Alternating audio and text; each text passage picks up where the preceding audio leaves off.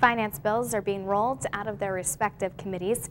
Finance bills from the Transportation Policy and Finance, Taxes, and the Education Finance Committee have all been heard in the Ways and Means Committee. I'm looking for us to go forward with academic achievement. Meanwhile, the Green Acres bill was approved in the House. We need to move on this now. This session, you can read all about the happenings of the House. The free nonpartisan magazine, Session Weekly, keeps you up to date, providing in-depth coverage of the House committees and floor action.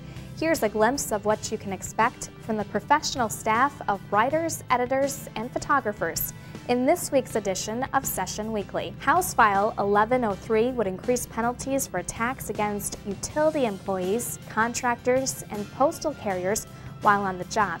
Session Weekly looks at how and why the penalty is being increased. Plus, Session Weekly will introduce you to a pair of citizen watchdogs who day after day listen to public testimony and hear proposed legislation, not because they are on anybody's political payroll, but because of their strong state interest. And an omnibus bill goes through a long journey before it is signed into law. Session Weekly editor and assistant director Leanne Schutz overviews the omnibus bill process. My story is about the omnibus bill procedure, and I focused on the tax committee because that's what I cover.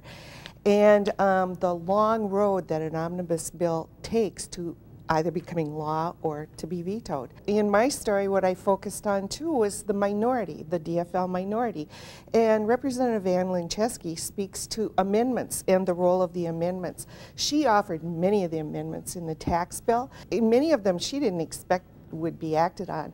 Her intention was, number one, to educate members, especially all the new members to the tax committee, about the tax code. But she also said that amendments serve a purpose for the minority because many times that's the only way that they can get their voice heard. So I wanted people to understand the process of how an omnibus bill goes through the procedure, and generally it ends up entirely different than when it left the committee. Session Weekly will be providing coverage throughout the legislative session, keeping you informed and up to date.